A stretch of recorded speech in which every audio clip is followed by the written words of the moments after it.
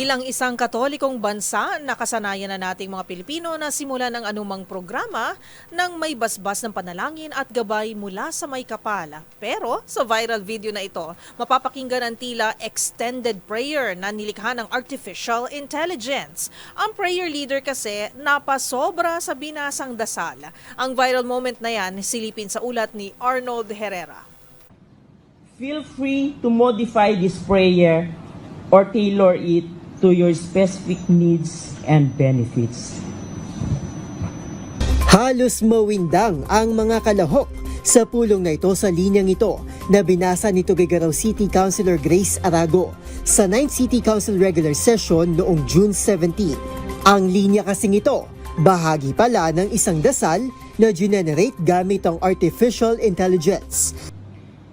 May we also pray.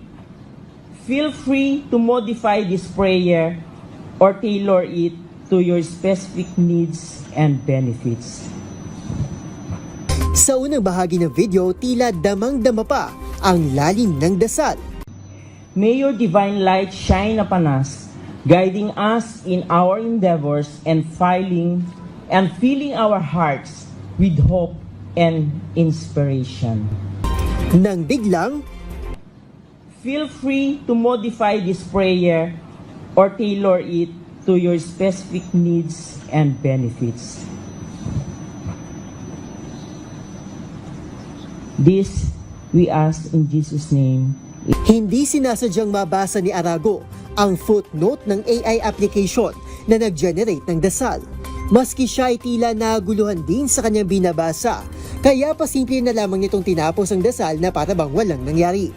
Ang mga netizen tuloy, hindi napigilang maglabas ng kani-kanilang hirit sa social media. Banat ng netizen na si Ernest, tila humingi raw ng tulong ang konsehal sa ChatGPT, ang patron saint ng surprise recitation. Dismayado rin ang netizen at kapwa nito residente na si Nestor, dahil maski simpleng dasal ay kinatamaran pa nito, bagay na malaking sampalaan niya sa pagkapolitiko ni Arago. Para naman sa mga netizen na ito, labis daw na nakakahiyang nangyari at halatang hindi galing sa puso ang naturang dasal. Sa ngayon, hindi pa naglalabas ng tugon si Arago kaugnay ng isyong kinasasangkutan nito.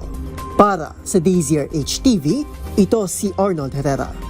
Una sa Pilipinas, una sa Pilipino.